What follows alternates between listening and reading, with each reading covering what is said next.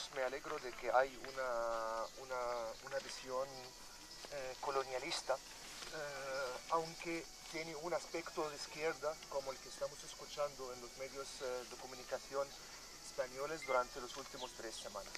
Me parece que la visión principal que se presentó, a pesar de que muchas veces está tomando una cara de izquierda, pero al final no está muy lejana a las visiones colonialistas tradicionales. Y me alegro que por lo menos hoy no estamos escuchando desde este punto de vista y hay un intento de entender un poco lo que hay ahí. Yo tengo solamente algunos matices pequeños que no son correcciones, pero a lo mejor son cosas al principio no son exactamente así. Se mencionó que los coptos, los cristianos egipcios, viven principalmente alrededor de Alejandría. Esto no es muy concreto, no es muy correcto, es que hay más de 10% de la población egipcia cristiana y está extendida en todo Egipto. Normalmente nunca había barrios o pueblos cristianos ni pueblos musulmanes. Había siempre una mezcla dentro del mismo barrio, dentro del mismo pueblo y la ciudad.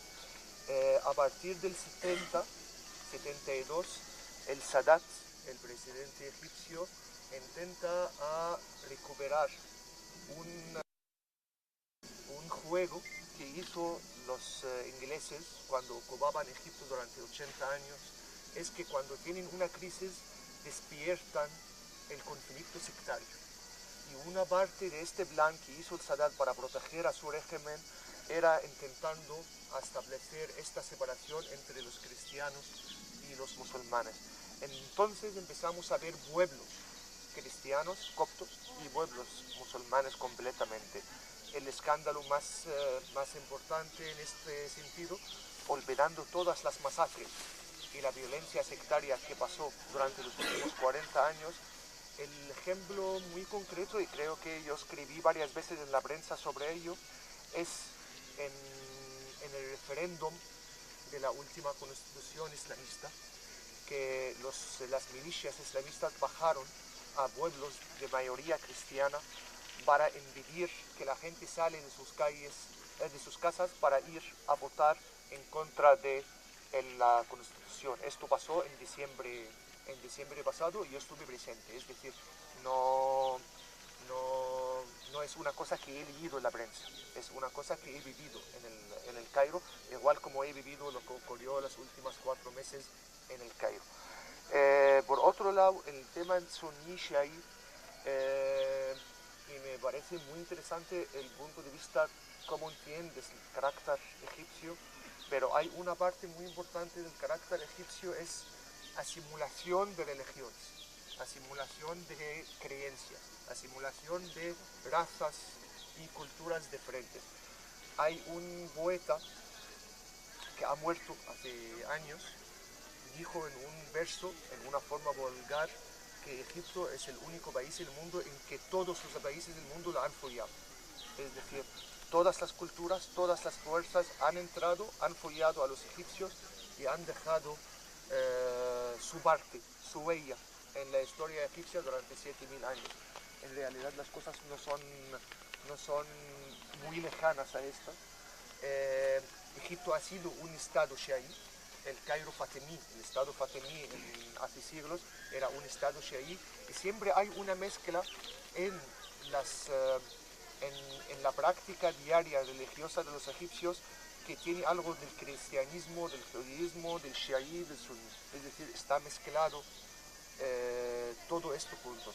Creo que la tumba principal de los hermanos musulmanes ha sido esto mismo. Los egipcios es un pueblo creyente, pero los hombres le gustan mucho las mujeres, a pesar de un discurso religioso estricto y conservador. La gente en las clases bajas, en las clases pobres, aceptan muchas salidas fuera de esto. Le gustan fumar costo, le gustan las fiestas, el baile, la música, le gustan escuchar un Kalsum, pero al mismo tiempo pueden decir que Kalsum está fuera de la religión. Los egipcios al final tienen su propio modelo de la religión. Los islamistas, los hermanos musulmanes, creo que la cosa principal, el que empujó a esta caída de su poder, es que intentaron a proponer un modelo, su modelo religioso a la vida de los egipcios. Y era muy complicado que los egipcios aceptan un modelo que está fuera de lo que ellos han cocido durante 7000 años. Entonces, cuando intentan sacar una ley que impide que los egipcios están en la calle a partir de las 10 de la noche y cerrar todas las tiendas y los cafés, y si alguien de vosotros conoce el Cairo, por ejemplo, el Cairo no duerme, el Cairo está viva 24 horas. Y cerrar para que tenemos que dormir pronto para despertar en la amanecer, para rezar y luego ir a trabajar. Los egipcios no pueden aceptar un modelo de este tipo. No pueden aceptar que el Muled es la fiesta popular religiosa para los santos. Que sea el poder oficial dice que es un pecado y no podemos celebrarlo y hay que cerrar todos estos Muled.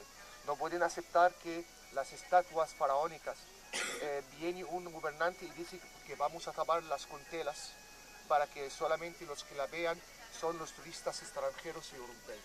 Entonces, esta forma de proponer encima de los egipcios, yo creo que ha sido el error principal. Nasser ha sido un modelo de nacionalismo laico o no laico.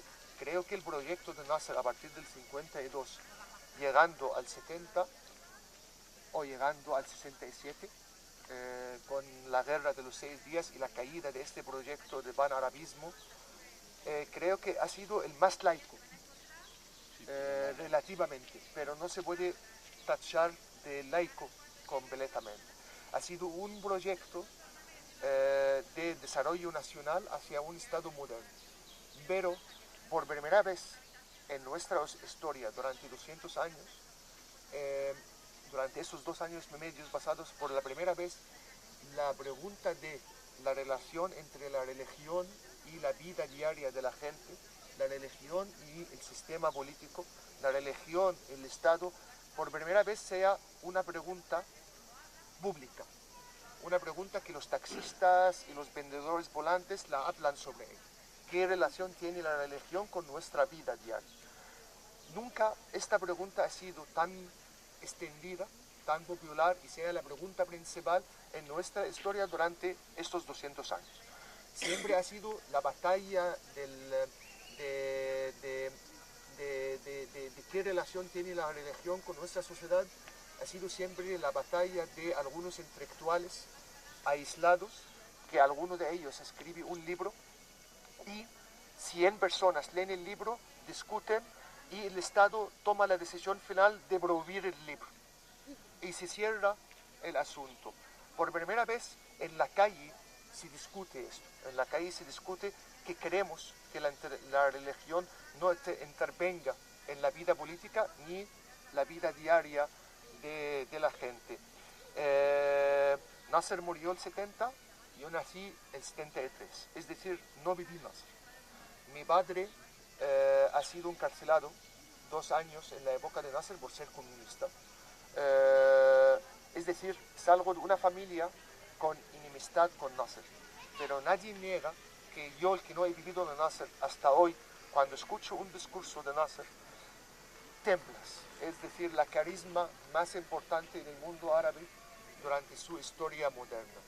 Y su error grave ha sido la falta de democracia desde abajo, la democracia popular. Entonces era muy normal que con una guerra de 6 días, un proyecto de desarrollo nacional, un proyecto de liberación del mundo árabe cae en una cohesión de 6 días y viene luego el modelo norteamericano o el modelo israelí para invadir a Egipto. La última cosa que me faltan solamente dos puntitos para el tema del golpe de Estado. Durante esos 2 años y medio ha salido muchas protestas, yo participé casi en todas, contra el ejército, contra los hermanos musulmanes y contra el resto del régimen de Mubarak. Siempre se repetía la frase en las manifestaciones: abajo del poder los militares. Pero al mismo tiempo la gente que gritaban abajo del poder de los militares podían gritar media hora después: el pueblo y el ejército, mano unida. Aquí ¿qué es? ¿Es una esquizofrénica o un doble carácter o qué es exactamente? Creo que para entender esto hay que entender la historia del Estado moderno egipcio. Hace 200 años Muhammad Ali empezó a construir un Estado moderno. Y todo el Estado moderno egipcio, el que estamos hablando hasta hoy, es un Estado ha sido construido al servicio del ejército. Es decir, por ejemplo, la medicina moderna entró a Egipto a principios del siglo XIX solamente para dar servicio al ejército. La prostitución ha sido legalizada en la misma época solamente para dar servicio a los soldados que están en este ejército. Esto llega hasta hoy, estamos hablando sobre un ejército que controla entre 30% y 40% de la economía egipcia. Es decir, entre 30% a 40% está a mano de unos generales.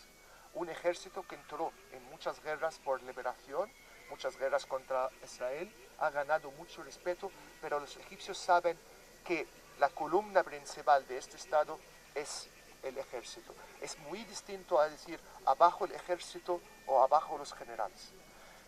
El ejército hizo en dos momentos, dos intentos muy claves, dos pasos muy claves que nos ayudan a entender su trayectoria. El día 6 o 7 de febrero del 2011, en los primeros 18 días de la revolución, Egipto está andando en el camino de la huelga general revolucionaria contra el régimen de Mubarak. Y las peticiones en las calles eran cada vez más radicales, a nivel social, a nivel económico, a nivel político. El ejército decidió en este momento cortar el camino en frente del movimiento popular, dando una parte de victoria a este movimiento popular. Entonces quitó a Mubarak, no al régimen de Mubarak, para que la calle se calma. Este día mismo, el día 11 de febrero, cuando quitaron a Mubarak, efectivamente la gente salieron de las plazas para celebrar. Esto mismo se repite hace 2 semanas.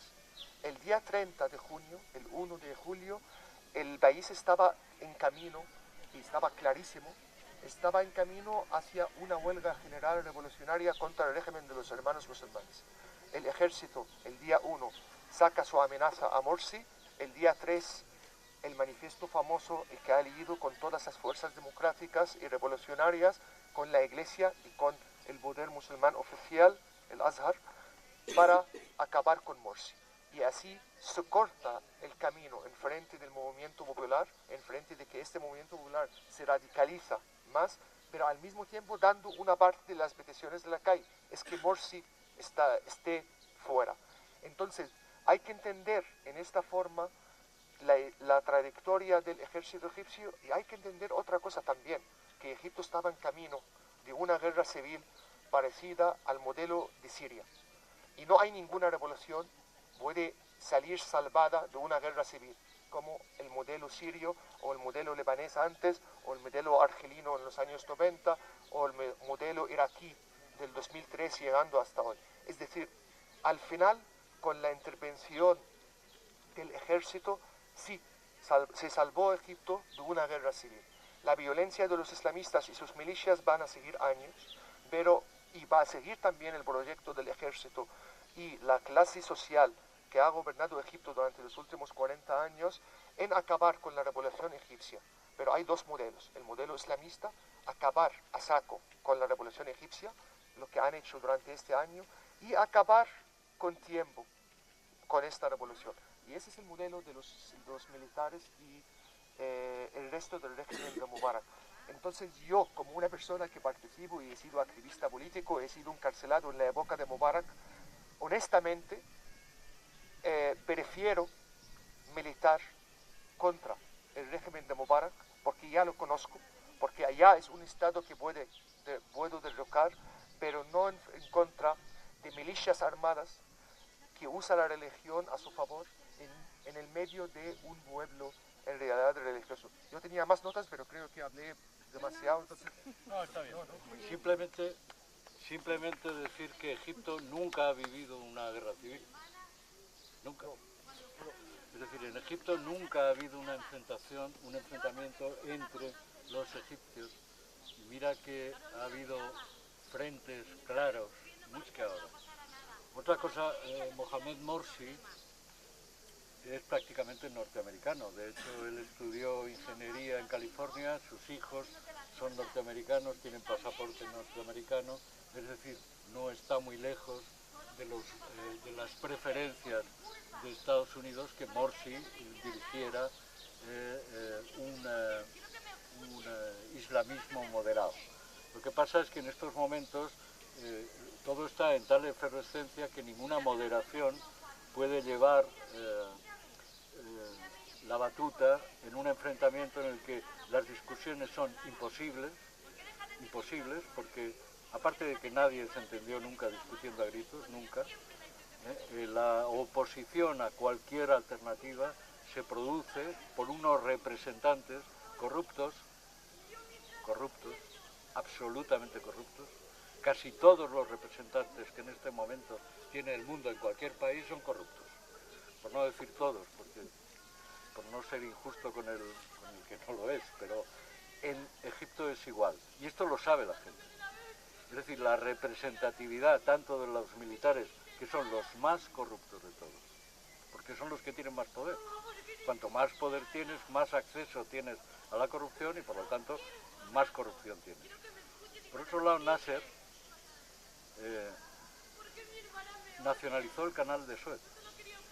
Para el movimiento árabe, que un gobernante de Egipto se atreviera a nacionalizar ese proyecto magnífico que ha solucionado a las corporaciones internacionales no egipcios una cantidad de combustible y una cantidad de tiempo para poder pasar por allí, era terrible, era imposible pensar que hubiera un gobernante egipcio que se atreviera a nacionalizar el canal de Suez. Nasser lo hizo. Es decir, en el proyecto de Nasser, que se enfrentaba en el año 52 a un panorama popular muchísimo más enraizado en las culturas populares que ahora tú dices bien, que la gente se pregunta en los taxis, en la calle, en los bares, mientras están con la narguila o fumando costo, se preguntan por sus principios fundamentales religiosos. Pero es que entonces no. Entonces era prácticamente proscrito la conversación sobre que pusiera en duda los preceptos de Mahoma. Aunque no fueran, aunque fueran coptos. A un copto no se le ocurría ir a un bar a hablar sobre los preceptos de Mahoma. Esto era impensable. Ahora sí, Ahora sí, por eso digo que Nasser... De hecho yo oficialmente soy copto y escribo artículos y se acepta, escribo sobre esto y se acepta que puedo decir que no estoy en contra de la aplicación de la ley islámica. Es decir, ahora ya no hay tanta... Básate otra vez, le damos otro turno de palabra. La palabra otra vez. O si queréis se la doy ahora, pero vamos, yo creo por ir... Yo quiero defender esa puerta abierta. Si tú mismo estás diciendo ahora que prefieres a los militares porque sabes que tienen una grieta, un punto débil, a tener que discutir con los fundamentalistas islámicos, estarás de acuerdo conmigo que Nasser representa el carácter militar, dictatorial, impositivo, transformador, reformista que llega al punto de enfrentarse a Israel. Israel, la potencia que adquiere Israel en un momento dado, a partir de los años 60, la potencia militar, se establece precisamente para ir contra Egipto. Egipto era el país peligroso, no lo era Jordania. Prácticamente eran ciudadanos palestinos que habían huido a aquellas tierras tras el Jordán, ¿no? El Líbano era un país prácticamente occidental en aquel momento. Los Emiratos no existían, es decir, Egipto era el peligro. Y el peligro entonces era para Israel, porque el mundo occidental quedaba muy lejos. Israel representaba los intereses occidentales. De hecho, en muchos discursos de los presidentes norteamericanos que no apoyaban claramente el sionismo, decían, bueno, en cualquier caso son nuestra gente allí. Es decir, que muchas de las disputas y de los cambios radicales que ha sufrido el ejército en Egipto se debía a la presencia de Israel tan cercana. Bueno, tan cercana como que estaban en Gaza, es decir, que hacían frontera, ¿no? Es decir, que yo creo que el panarabismo laico, esa manera de unir de Al-Maghreb a Al-Masrek a todo el mundo en base a unos mínimos, sería, por lo menos, la discusión de la ley sharia. La discusión de si la ley sharia debe entrar en la Constitución de Egipto. Esto hay muchos grupos en Egipto que defienden que no. Tú eres copto y supongo que defenderías, no sé si los coptos defienden que en la Constitución egipcia deba haber algún articulado que contemple la posibilidad de artículos que protejan a los maronitas o a los coptos, ¿no? Ven aquí. Escucha la grabación, si nos interesa. Ven aquí, es que si no, no Sentaros ahí sale. los dos y hacer ahí Quédate ahí, no te... Eso es. una charla. No, yo no hablo como un ciudadano copto. Hablo como una persona que pertenece a la izquierda egipcia, y he militado dentro de los grupos clandestinos que tú mencionaste hace poco. No, la iglesia copta oficial, su postura es, vale, vamos a mantener dentro de la Constitución la frase que se puso en el año 71, en la Constitución del 71, es que sin que tenga todas las leyes, sin que tenga conflicto con la ley islámica.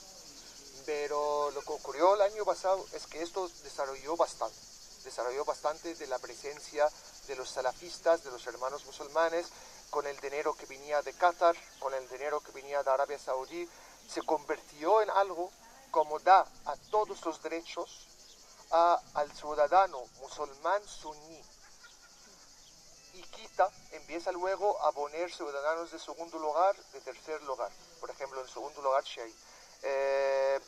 El movimiento empezó el 30, hay que saber que por ejemplo el día 22, es decir una semana antes, en un pueblo cerca del Cairo, donde yo estuve haciendo un documental, pasó lo siguiente.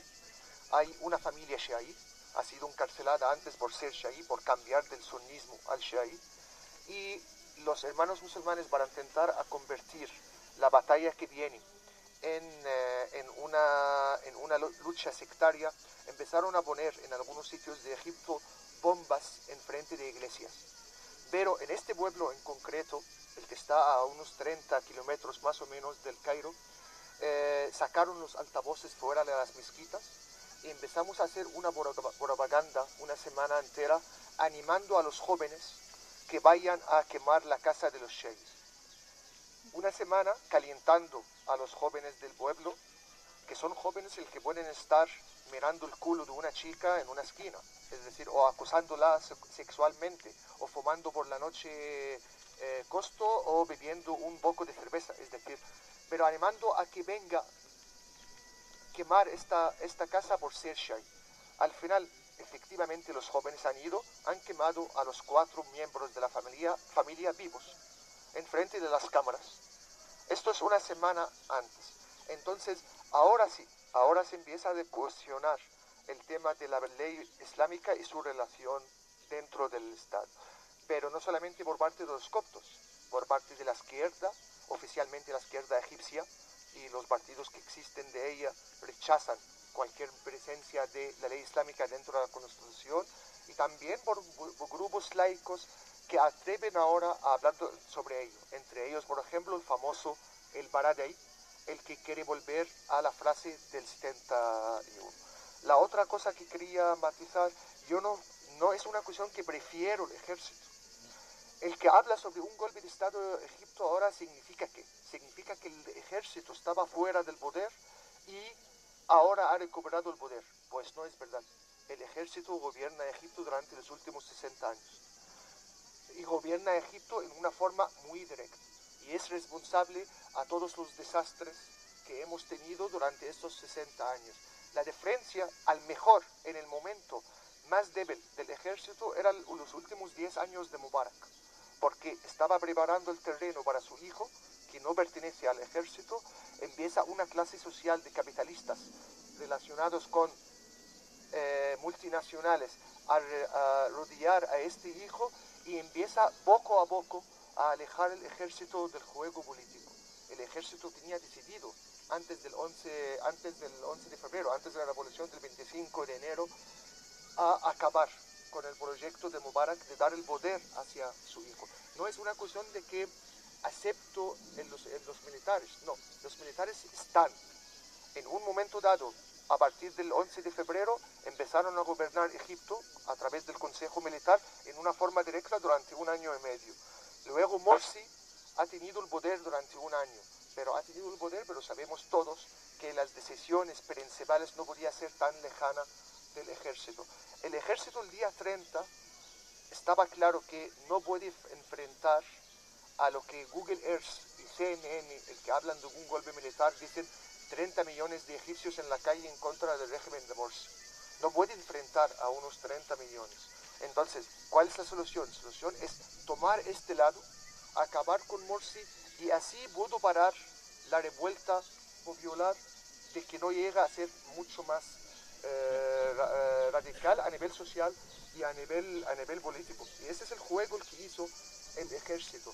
Pero en serio, ahora yo pienso que hay 2 olas revolucionarias que pasaron por Egipto. La ola del 25 de enero y la ola del 30 de junio. La que viene, si hablamos que hay algo que va a venir, seguramente va a ser social. ¿Cuál es la garantía que esto no se repite otra vez? La garantía no es hacer el ejército más débil, entonces Israel sea más fuerte. No es esto, no estoy hablando de esto, pero la opción única, creo que para que la gente pueda tener el poder o tener su democracia popular en un momento dado, son a través de 2 vías. Uno, hacer el ejército débil cada vez más en el sentido político, en su presencia política, no en su presencia militar en Sinai o como equilibrio con Israel, pero en su actuación política sea cada vez más débil. 2, una organización revolucionaria fuerte que puede liderar este movimiento popular. La gente del Tahrir son de todas las orientaciones políticas, religiosas, ideológicas, pero falta una organización fuerte que puede liderar esta revolución. Gracias. Voy a volver. Shukran. Quédate. No voy a hablar más. No, no te creas. Para contestar. Vale, puedes coger el tamaño. Aquí. Bueno,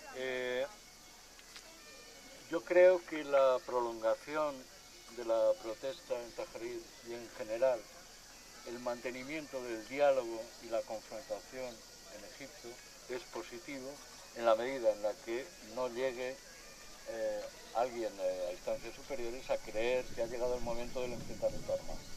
Es decir, en el momento en el que se cree la guerra civil es porque habrá intereses, aunque lo dudo. No parece que sea ese el camino más adecuado, ni para los hermanos musulmanes ni para el ejército. Hay una parte que creo que se te ha olvidado, y es que tradicionalmente el ejército en Egipto ha sido garante del Islam. Por lo tanto hay un doble juego ahí en el mundo militar. De alguna manera son los garantes del Islam y por otro lado se enfrentan al poder político del Islam. Entonces esa es una sutileza muy egipcia, que no sucede en otros países del mundo árabe. Por un lado, una facción admite que es el garante, es el salvador del Islam, histórico además. Históricamente, incluso han establecido sultanatos, ¿no? En una época en la que se respetaba la ley sharia, el ejército era el primero que respetaba la ley sharia, con lo cual daba ejemplo a todos los movimientos, porque el Islam no concibe la vida ciudadana como la familia, la política y la religión son la misma cosa, y la aspiración es que lo sean cada vez más. El ejército conculca ese principio con su autoridad, pero a la vez garantiza que eso se cumpla, de manera que cuando el poder político del Islam se le sube a la chepa, lo aplasta, que es exactamente lo que ha pasado. Lo que pasa es que los hermanos musulmanes y en general el islamismo político nunca ha tenido la opción real de representar a todas las instituciones de un país y no está preparado.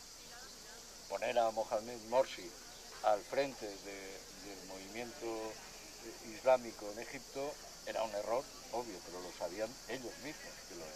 Es decir, que era una especie de individuo a quemar en un tiempo más o menos corto, para ver qué pasa después. En realidad, lo que las fuerzas políticas pensantes están recapacitando y están esperando en Egipto es ver qué pasa con el movimiento ciudadano.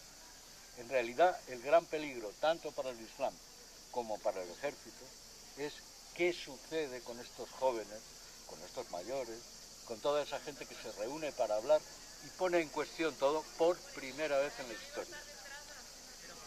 Yo recuerdo, yo era amigo de Fathy Arafat, el hermano de Arafat, y cuando venía a Madrid yo me lo llevaba a pasear, y un día paseando por el Retiro, era primavera, y encontramos detrás de unos arbustos a una pareja de jóvenes follando, ¿no? Entonces yo vi que se quedó mirando y le dije, ¿te molesta ver eso? Y dije, no. Si eso ocurre alguna vez en el mundo árabe, es que seremos libres. Es decir, cuando has citado a las mujeres y a los hombres en Egipto, joder, hay que superar un machismo estructural impresionante. Las violaciones en Egipto son algo que está a la orden del día. Y eso no lo ha castigado de una forma evidente el Islam nunca, ni tampoco los militares. Es el movimiento ciudadano el que empieza a decir que eso ni es occidental, ni es oriental, ni eso es una brutalidad a la que hay que poner fin. Es decir, la esperanza para nosotros y para el movimiento ciudadano egipcio está precisamente en tocarlo todo, en hablarlo todo, en empezar desde abajo, en reflexionar sin citar ni a Marx, ni a Bakunin, ni por supuesto a Ali, ¿no? En hablarlo. Y en la medida en que ese movimiento ciudadano crezca, no solo en la Madinat Tahrir, sino en todo Egipto, es cuando se provocará por parte del Islam y de los militares juntos un enfrentamiento civil. ¿Opinas eso? Si va a pasar un enfrentamiento entre... No, puede pasar el mes que viene. ¿Enfrentamiento entre quién y quién? Entre el pueblo egipcio. Entre el pueblo egipcio. ¿Entre el pueblo egipcio? Sí. ¿Entre sectores del pueblo egipcio? Entre sectores del pueblo que estarán engañados a favor de una banda u otro. En realidad lo que se trata de acabar aquí y en todas partes es precisamente con el movimiento ciudadano, que reclama cambio de estructuras absoluto, que los representantes no nos representan en ningún sitio, porque están ya comprometidos con líneas políticas corruptas, en todos los casos. Entonces, esa discusión tan fluida que sucede en Egipto, y además entre millones de personas, porque aquí es que son testimonial lo que hacemos, pero es que allí es impresionante ver grupos y grupos y grupos de gente que unos están hablando de machismo, otros están hablando de representatividad de las mujeres, y es una delicia oírlo. Ese es el peligro. Ni los militares, para los militares y el Islam, ese es el peligro. Y cuando vean que ese movimiento ciudadano está creciendo demasiado, el Islam y los ejércitos se volverán a unir contra el movimiento ciudadano. Eso es lo que creo que va a suceder. Y no muy tarde. Pues no, y ha pasado. la alianza entre el ejército y los islamistas, que empezó el día 11 de febrero del 2011 y ha durado hasta ahora, ha sido por esto, porque hay un proyecto que une los dos, es que acabar con la revolución egipcia. Y este es el objetivo común el que une de los dos. Lo que pasa es que los dos también han tenido un entendimiento diferente al Estado egipcio, a la característica del Estado egipcio. El ejército entiende el Estado egipcio en su forma tradicional, nasserista, sadadista y de Mubarak, es decir, esta continuar con este cambio, es decir, un Estado estable con instituciones grandes que pueden seguir sin un hombre. El hombre cambia, pero el Estado puede seguir. Y un Estado que el ejército juega siempre en él la base principal de su continuidad. Los islamistas, los hermanos musulmanes, han entendido el modelo, o querían un modelo diferente, un modelo iraní mezclado con otros ejemplos como en Afganistán, como en Pakistán, la presencia de milicias fuertes que pueden equilibrar con el Estado en un momento dado. Entonces, y esto es lo que ha roto esta alianza entre los dos. Hay un detalle muy curioso. El Sisi, el jefe del ejército, el que se dice aquí que ha hecho un golpe militar, el jefe absoluto del ejército, ayudó a Morsi, ayudó a los hermanos musulmanes en quitar los dos generales más importantes hace unos 10 meses más o menos y mandarlos a casa. El Sisi salió de la facultad militar, no sé cómo se llama, la facultad militar, la academia militar, el año 77. El año 77 era el comienzo de las relaciones estrechas entre Estados Unidos y Egipto, el principio de la ayuda militar de Estados Unidos a Egipto. Y la primera generación de militares que ha ido para tener entrenamiento en la CIA ha sido la generación del Sisi. Es decir, el Sisi ha sido el jefe luego de la inteligencia militar. En la inteligencia militar sabemos todos que se dirige desde el Pentágono, es decir, no se dirige desde el Cairo. Entonces, el que duele a los americanos hoy es que el Sisi ha tenido que tomar una postura fuera de los órdenes de la CIA o la administración Obama o el Pentágono. Y ha sido obligado porque al final el modelo del Estado que él entiende está en peligro en realidad y tenía que hacer algo. Si podemos ver dos egipcios ciudadanos están enfrentando uno al otro en la calle, no es una. Yo creo que esta pregunta no puede ser porque efectivamente está pasando hace un año. Es decir, yo rompí la pierna hace unos 6 meses en un enfrentamiento con otro ciudadano, no con ejército ni con la policía. Es decir, el que me estaba pegando es un islamista con barba, es un ciudadano pobre que con mucha fuerza puede llegar a final de mes. Hay una amiga que escribió un artículo muy sensible, es que observó la secuencia y dijo, pobres enfrentando unos entre ellos mismos con piedras, con pistolas de hormigón, con cócteles molotov, con fuegos artificiales disparados horizontalmente, pero al final los dos bandos son ciudadanos egipcios y pobres, y algunos de ellos ni tienen un zapato que protege a ellos del frío. Era en diciembre, en concreto era el 5 de diciembre de 2012. Ayer 4 mujeres islamistas han sido asesinadas en la calle en una ciudad del norte del Cairo con armas de fuego, no por el ejército ni la policía, por otros ciudadanos egipcios que están en contra de los islamistas. Es decir, esto está efectivamente pasando. Es decir, no es que puede ocurrir o no. El peligro es que esto convierte en una guerra civil, de verdad. Es decir, que esto sea más común, más masivo y más extendido en todas las ciudades egipcias. Este es el peligro. Yo creo que la garantía actual de que esto no ocurre son los millones que han firmado sobre la campaña rebeldía y los que han salido a las calles entre el día 30 y el día 3. Es decir, cuando hay millones en la calle, ya ninguna milicia puede convertirlo en un conflicto entre ciudadanos. Y este tipo de enfrentamientos pasan efectivamente en los momentos de que la gente está en casa, es decir, y hay una manifestación de 1000 personas, enfrente hay otra manifestación de otros 1000 personas, entonces empiezan a pegar uno al otro, es decir, y esto puede extender, claro, pero creo que por el momento no ha llegado al límite de guerra civil, y puede llegar o no puede llegar, claro, todo es posible. De acuerdo, pero cuando dices que Estados Unidos interviene, pero interviene como para dar imagen. Cuando Estados Unidos reprende a Morsi o a Sisi por los arrestos arbitrarios y tal, está comportándose como el buen padre, ¿no? Está ocupándose de lo anecdótico.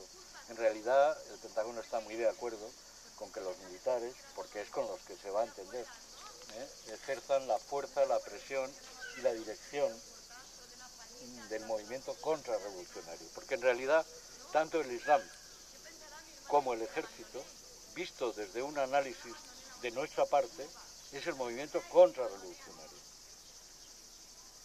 que es un matiz, ¿no? Es decir, para mí en el movimiento 15M lo que es contrarrevolucionario pues no es solo el PP, es que son los partidos políticos. Entonces en Egipto, porque en esta reunión de hoy yo trataba de que acercáramos Egipto a nuestro caso, a nuestra causa, a lo que pasa aquí, porque es que es lo mismo.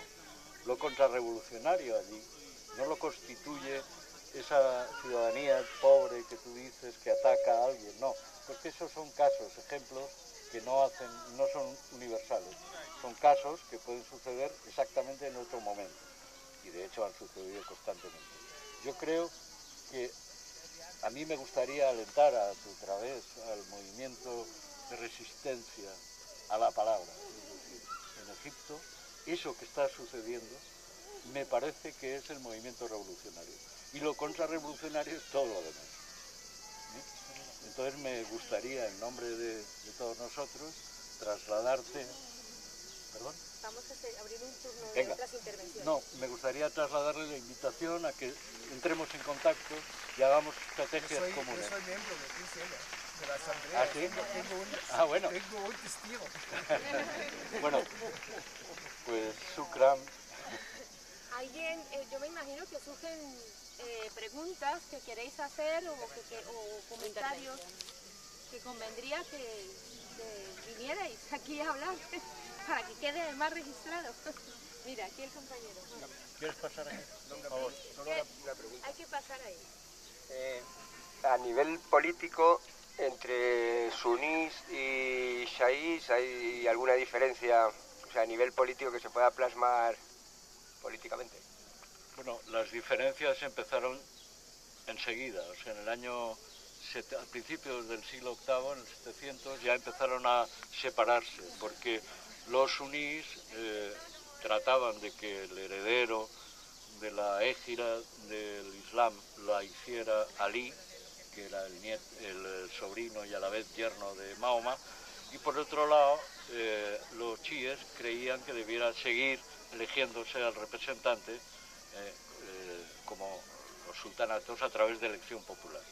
Bueno, hubo un sistemático asesinato de todos los herederos, hermanos, sobrinos, hijos de Ali por parte de los chiíes, y tanto fue así que se inventaron un bucle esotérico muy divertido que decía que un heredero en concreto había desaparecido misteriosamente y estaba en el reino de los cielos y por lo tanto no había que seguir heredándolo. Siempre se seguiría a ese seguidor de Mahoma que estaba en los cielos y que no. Entonces, claro, era incontestable, no lo podían asesinar los chiíes y entonces decidieron adaptar la misma Milagro, ¿no? Entonces uno de sus representantes también subió a los cielos, con lo cual se quedó fijo el representante de chiíes y suníes, que eran imposibles de atacar, ¿no? Las diferencias políticas fundamentalmente han surgido de los países en los que han habitado. Antes él ha citado los países más duros, Afganistán, Irán, que tienen un componente chií muy importante, ¿no? El chií no necesita ejército laico que le defienda, porque ellos mismos tienen ya el ejército incorporado, es decir, son los que respetan de una manera más radical, más rigurosa, más rigorista, aquello de que la familia, el Estado y la religión son la misma cosa. Por lo tanto, las posibilidades de una revuelta democrática como la de la Madin Tahrir en Egipto, en Irán o en Afganistán son francamente remotas. ¿Alguna pregunta más? Sí. Colin. Bueno, ha sido muy interesante la charla, me ha gustado mucho. Yo creo que un poco de la impresión que solemos tener sobre Egipto aquí en el Occidente, que está muy influido por los medios de comunicación, es de una sociedad diversa, pero de muchas comunidades enfrentadas. Y me ha dado mucha ilusión y mucha emoción escucharos hablar de los debates que están tomando lugar, hablando de un montón de distintas cosas entre ciudadanos. Pero me pregunto, ¿este movimiento ciudadano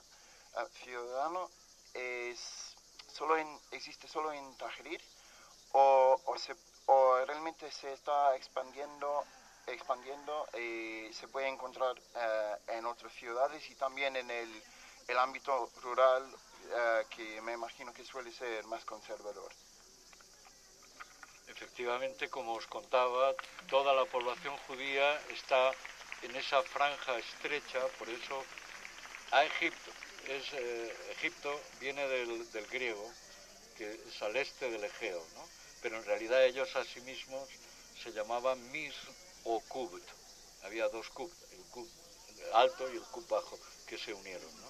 Entonces toda la población egipcia vive alrededor o a los costados del Nilo, a distancias enormes y en condiciones geográficas y climatológicas muy diferentes, ¿no? Entonces, como muy bien decías, la población rural es más refractaria a este tipo de movimientos, porque además todos aquellos jóvenes o viejos que deciden usar de la discusión, del debate y tal, se van al Cairo, ¿no? Porque es el lugar que atrae, pero no solo a egipcios, sino también a palestinos, a jordanos. Arabia Saudí lo veo más difícil, los Emiratos. Hay mucha gente hoy en día, no solo egipcios, que están proponiendo esto. Yo por eso quería haber centrado el debate de hoy sobre la cercanía de Egipto. No es otro mundo, no está viviendo en otro instante, está en el mismo que nosotros.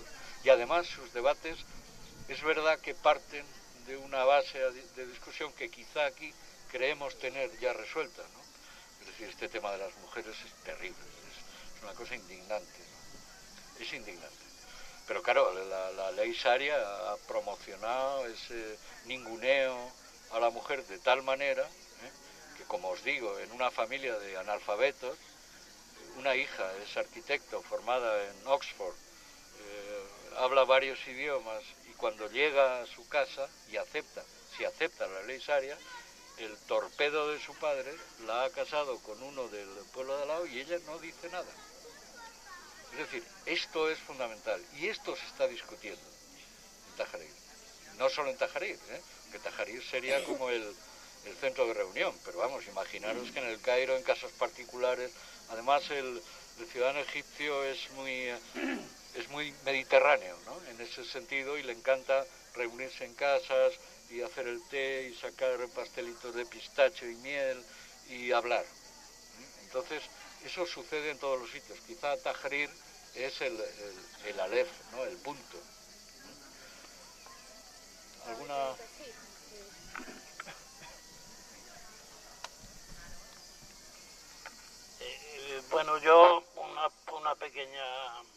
nota sobre este movimiento popular y a quién afecta. Yo tengo un blog que llevo publicando, bueno, desde que empezó la primavera árabe. Ahí publiqué como 5 amplios artículos sobre la primavera árabe y todo lo que pasó.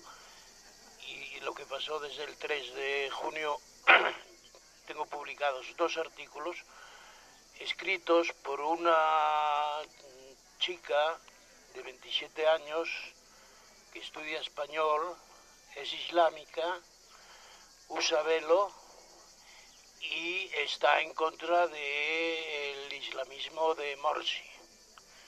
Ella defiende el espíritu de Tahrir y bien están, vamos, que se decanta que Morsi, la política que llevaron y todo eso y tal, que está bien destituido y tal, coincidiendo un poco con lo que decías tú, ¿no? También decir que, bueno, que es una estudiante y participó en la primavera árabe y sigue siendo islámica. Ella está por el espíritu de Tahrir. Yo no sé, eso sí casa muy bien, porque con lo que habéis dicho aquí y tal, pues a mí me han aclarado muchas cosas, pero no sé si eso entra en contradicción o nada, pero simplemente quería decir eso.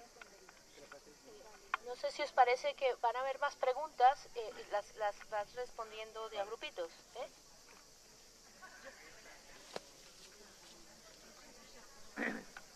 Vale, bueno, muchas gracias por toda la exposición a los dos, en este caso.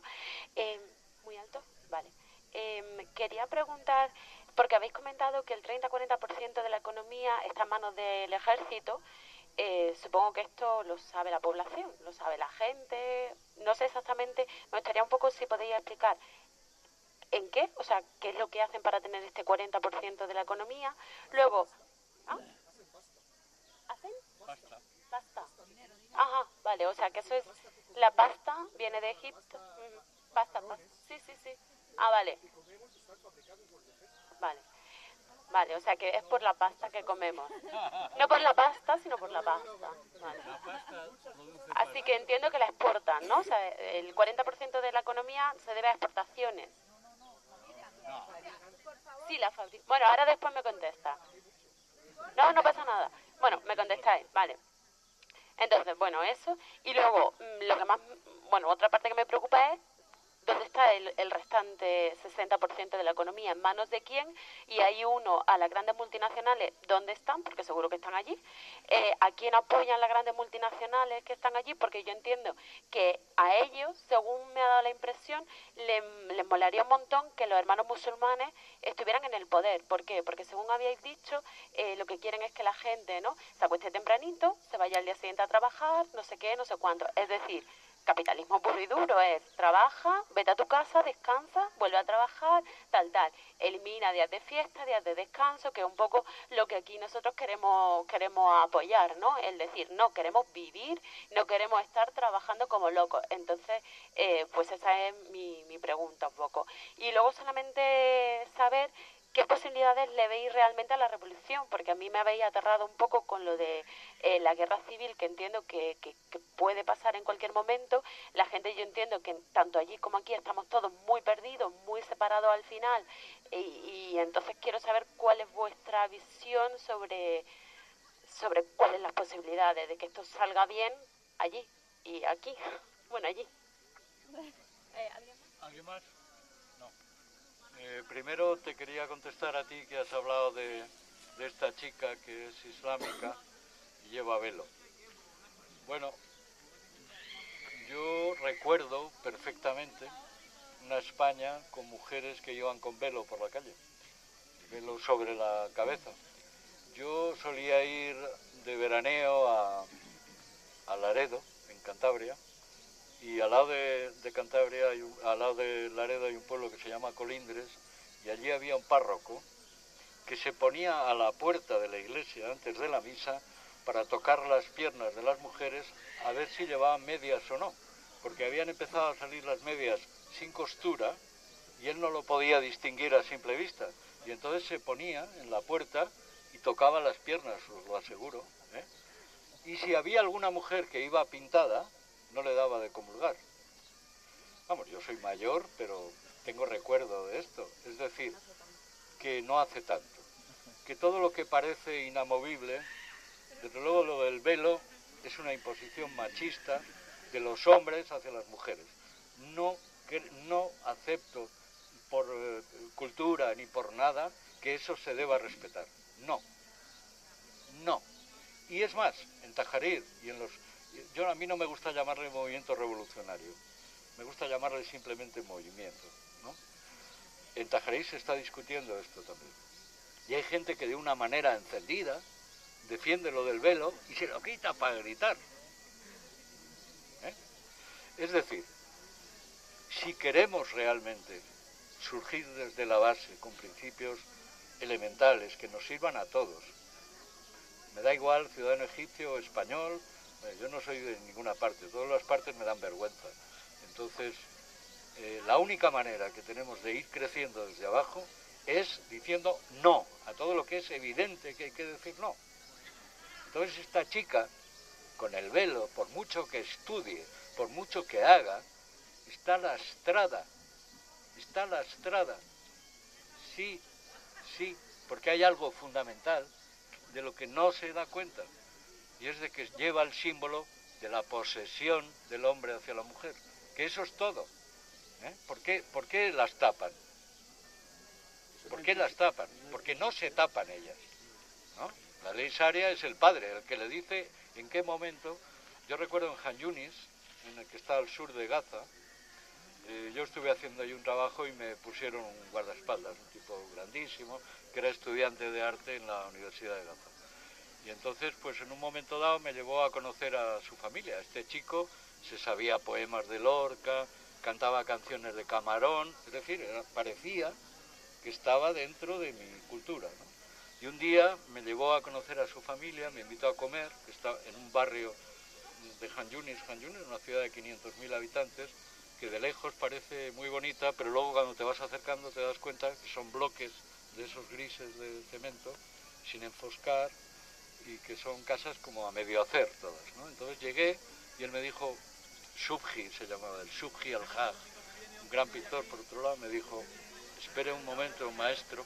Yo le decía, no me llames maestro, y me decía, es que si no le llamo maestro le van a faltar el respeto. Digo, bueno, pues llámame maestro.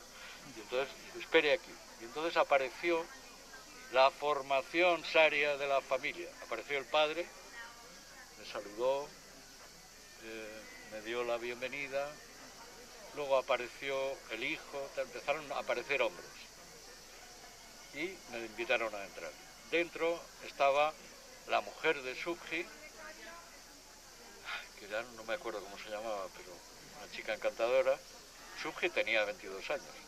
Y los dos niños de Subhi y su mujer, no me acuerdo cómo se llamaba. Bueno, que era un niño muy bonito y una niña preciosa que llevaba los ojos pintados. Todo esto viene a cuento de que me invitaron a comer, nos sentamos allí en una esquina, en una alfombra, me sacaron una mirinda, miré la fecha de caducidad y estaba caducada hace como 4 años. Bueno, comimos allí y yo le dije, ¿por qué no traes a los niños que me gustan tanto? Y jugamos con ellos. Entonces llegó Mohammed, que era el niño, y Siluk se llamaba la niña, y la madre también, Siluk. Entonces vi a la niña muy delgadita, muy depauperada, y al niño, y le digo, ¡ay, qué gordito está Mohammed! Y me dice, es que él toma leche todos los días. Digo, y la niña no. No. ¿Por qué? Bueno, pues porque el niño me cuidará a mí cuando sea mayor y la niña cuidará a otra familia. Eso está en la base del Islam. Les parece incluso bonito, ¿no? Y yo le decía, ¿y le vas a dar estudios? No. Y yo le decía, hombre, déjala que estudie hasta los 16, déjala que se prepare. Ya, pero yo solo tengo dinero, tengo muy poco, solo para Mohammed, que era el niño. Es decir, hay que acabar con eso. Hay que acabar con eso. Y se está discutiendo sobre eso. Con respecto a tu pregunta, es que insisto en que no veo un movimiento revolucionario, veo un movimiento pre-revolucionario, si quieres. Yo no veo revolución. No veo revolución. Si hubiera revolución, realmente revolución, o sea, organizada, con unos planes a medio, corto y largo plazo, ya hubieran tomado cartas en el asunto aquellos que detectan el poder. Con respecto a cómo se acumula el dinero en los militares, no solo por la pasta, sino porque es una pasta que vive en Suiza, como todas las pastas de todos los ejércitos de todo el mundo, y ha ido creciendo y forman parte de gente millonaria. Con respecto a la pasta que hacen, en Gaza durante una época se prohibía la entrada de pasta egipcia, ya que no sabéis qué razón tan peregrina daban los israelíes, porque se podían convertir en armas de combate. Porque con una cerbatana podías expulsar un macarrón y podía herir a uno de los soldados que estaban en los checkpoints. Os aseguro que es real. Durante unos meses se prohibió la entrada de pasta. Bueno, en realidad era una manera también de joderles el negocio a los... Pero fíjate qué idea tan peregrina. Es decir, para ser revolucionario, joder, hay que tener una fuerza y unas convicciones, incluso hay que tener paradigmas. Y los movimientos no deben tener paradigmas. Deben discutirlo todo, llegar a consensos, a acuerdos y a hermandades. Debiéramos estar unidos a los movimientos campesinos de Ecuador, a los movimientos de Tajarir, Esa es, por lo menos, mi idea del apoyo en el mundo entero. ¿Me he dejado alguna pregunta? Las faraónicas, viene un gobernante y dice que vamos a tapar las contelas para que solamente los que la vean son los turistas extranjeros y europeos. Entonces, esta forma de proponer encima de los egipcios, yo creo que ha sido el error principal. Nasser ha sido un modelo de nacionalismo laico o no laico. Creo que el proyecto de Nasser a partir del 52, llegando al 70 o llegando al 67, con la guerra de los 6 días y la caída de este proyecto de panarabismo, creo que ha sido el más laico, relativamente, pero no se puede tachar de laico completamente. Ha sido un proyecto de desarrollo nacional hacia un Estado moderno, pero por primera vez en nuestra historia durante 200 años, durante esos 2 años y medio pasados, por la primera vez, la pregunta de la relación entre la religión y la vida diaria de la gente, la religión y el sistema político, la religión, el Estado, por primera vez sea una pregunta pública, una pregunta que los taxistas y los vendedores volantes la hablan sobre ella. ¿Qué relación tiene la religión con nuestra vida diaria? Nunca esta pregunta ha sido tan extendida, tan popular y sea la pregunta principal en nuestra historia durante estos 200 años. Siempre ha sido la batalla de qué relación tiene la religión con nuestra sociedad. Le gustan fumar costo, le gustan las fiestas, el baile, la música, le gustan escuchar un Mukalsum, pero al mismo tiempo pueden decir que Mukalsum está fuera de la religión. Los egipcios al final tienen su propio modelo de la religión. Los islamistas, los hermanos musulmanes, creo que la cosa principal, el que empujó a esta caída de su poder, es que intentaron proponer un modelo, su modelo religioso a la vida de los egipcios. Y era muy complicado que los egipcios aceptan un modelo que está fuera de lo que ellos han cocido durante 7.000 años.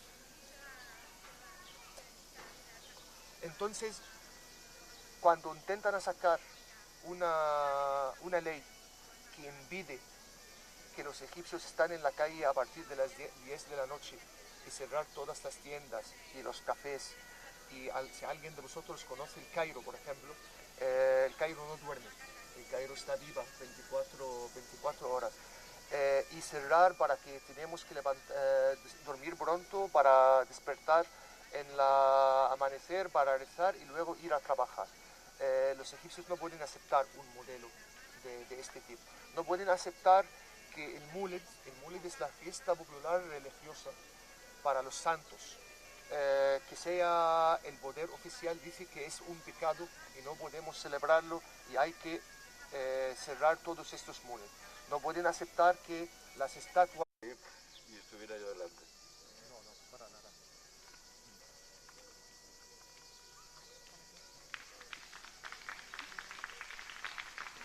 Pues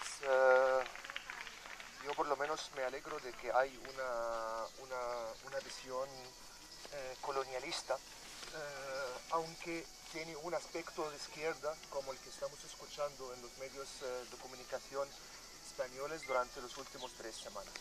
Me parece que la visión principal que se presentó, a pesar de que muchas veces está tomando una cara de izquierda, pero al final no está muy lejana a las visiones colonialistas tradicionales.